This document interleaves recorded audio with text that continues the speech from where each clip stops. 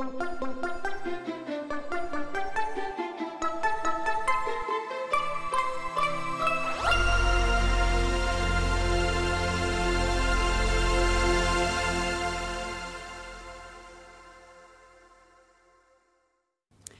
you for the opportunity to present my research here today. So I don't need to tell this audience that there are greater than 1 million HIV-exposed uninfected infants born every year worldwide, and these infants have increased morbidity and mortality compared to their HIV-unexposed peers. We know that respiratory syncytial virus, or RSV, is a major contributor to morbidity and mortality in this population.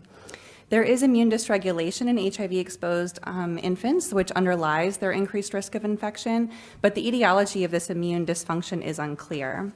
We know that HIV is associated with systemic inflammation despite the receipt of ART, and therefore we hypothesize that in utero exposure to maternal HIV-associated inflammation drives immune dysregulation in HIV-exposed infants, subsequently affecting their immune responses to RSV infection. We recruited pregnant women from a single site in Denver, Colorado, US, some of whom had HIV. All of those women were prescribed ART, although adherence was variable, and some of whom did not have HIV. We excluded women with conditions that might impact their immune or inflammatory profile during pregnancy, such as active co-infections or malignancies, or receipt of steroids or other immune modulating medications during pregnancies. We also excluded pregnancies complicated by multiple gestations, congenital anomalies, preterm delivery, choreo, or severe fetal distress at delivery, and we excluded infants who acquired HIV in the first 2 weeks of life. We collected blood at 2 time points for this study, initially from the mothers, typically in the 2nd trimester, and then we collected cord blood at delivery. The plasma from the maternal peripheral blood and from the cord blood was used for a cytokine and chemokine measurement, and the cells from the cord blood were used for an RSV response assay. For our cytokine and chemokine measurement, we used an electrochemiluminescence platform, which is similar to ELISA, to measure the 16 inflammatory and regulatory cytokines and chemokines listed in the table. For the RSV response assay, we grew respiratory epithelium at the bottom of 24 well plates, infected the respiratory epithelium with RSV, and then added cord blood cells from the HIV-exposed or unexposed infants on top to simulate the immune response to RSV infection in lung tissue. After a 20-hour incubation, we collected the cells from this model and then used flow cytometry to distinguish between the cell types. We were able to distinguish between the respiratory epithelial cells, which are labeled here as A549s, and the cord blood mononuclear cells. Among the respiratory epithelial cells, we were able to determine the proportion of cells that were infected with RSV using an antibody that detects RSV nucleocapsid. And then among the cord blood cells, we were primarily interested in the innate immune response to RSV, both because innate immune cells are the primary cell types that are involved in the response to viral infections, and also because innate immune cells are most important for the immune response in infants whose adaptive immune system is underdeveloped. And so among the innate immune cells, we were able to distinguish between monocytes, natural killer cells, and dendritic cells, and we measured the responses to RSV in those 3 cell types. We described the cellular RSV responses as the expression of the cell surface or intracellular marker in the RSV infected culture condition, with the expression in the RSV uninfected condition subtracted. We compared the plasma cytokine and chemokine concentrations and the cellular RSV responses between the HIV-exposed and unexposed groups. And then we performed a correlation analysis between the maternal and cord plasma cytokines and chemokines and the infant cellular RSV responses. For the correlation analysis, we combined the HIV-exposed and unexposed infants together and then adjusted for the HIV exposure status using a linear regression model. This table shows the maternal and infant demographics compared between our HIV-exposed and unexposed groups. You can see that the 2 groups were relatively well matched with the exception of maternal race and ethnicity, where we had more white non-Hispanic and black non-Hispanic mothers in the HIV unexposed group and more Hispanic mothers in the HIV exposed group. This table shows the maternal clinical characteristics of the 2 groups. You can see that there were no significant differences in the rates of obesity, hypertensive disorders, or diabetes between the mothers in the 2 groups, but the mothers in the HIV-exposed group were more likely to use tobacco during pregnancy. Among the women living with HIV in this cohort, their HIV was relatively well controlled. The median CD4 count at entry and delivery was greater than 500, and more than 90% of mothers achieved a viral load of less than 20 copies by delivery. This table is showing, or this figure is showing the plasma cytokine and chemokine concentrations in the maternal plasma in the top and the cord blood plasma on the bottom. Only cytokines that had significant differences between the HIV-exposed and unexposed groups are shown on this slide.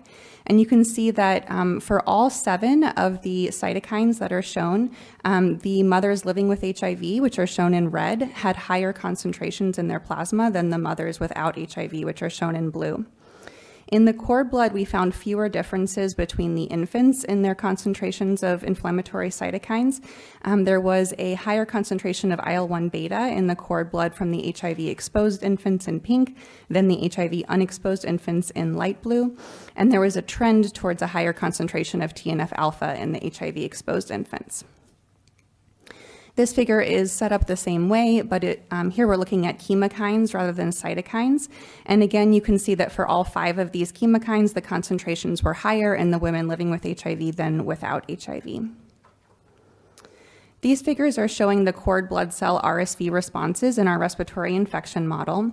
The first graph on the left is showing RSV knockdown. So this is basically the proportion of the respiratory epithelial cells that were infected with RSV before and after adding the cord blood cells. So it's basically measuring the ability of the cord blood cells to kill the RSV infected epithelium.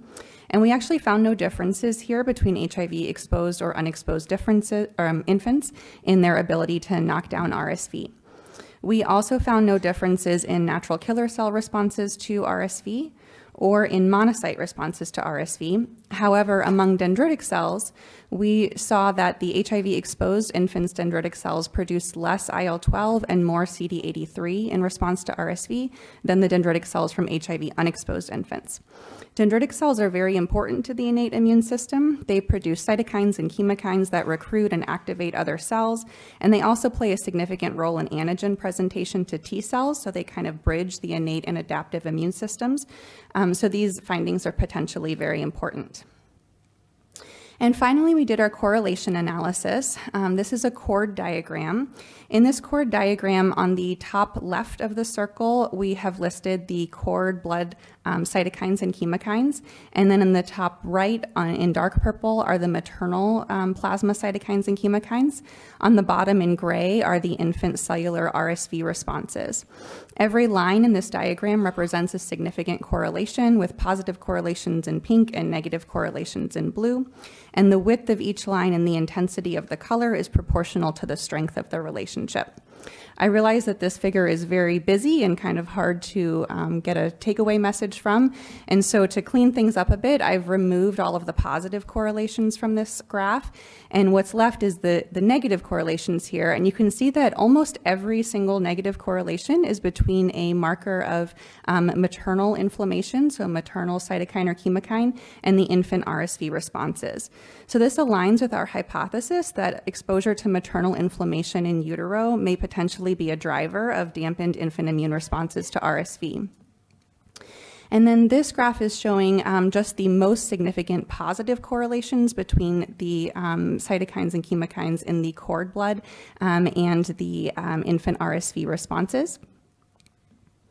And so in conclusion, we identified subtle differences between HIV-exposed and unexposed infants in innate immune cell responses to RSV infection in an in vitro model, primarily among dendritic cells. We found higher concentrations of plasma inflammatory markers in pregnant women with versus without HIV, and the maternal inflammation during pregnancy was negatively correlated with several infant RSV responses. Therefore, HIV-associated maternal inflammation may be a driver of immune dysregulation in HIV-exposed infants and may predispose to increased susceptibility to morbidity and mortality upon exposure to RSV. I'll stop there, and I also want to point out that we're also presenting these data as an e-poster at IAS, and so I'm happy to interact with you in that venue as well.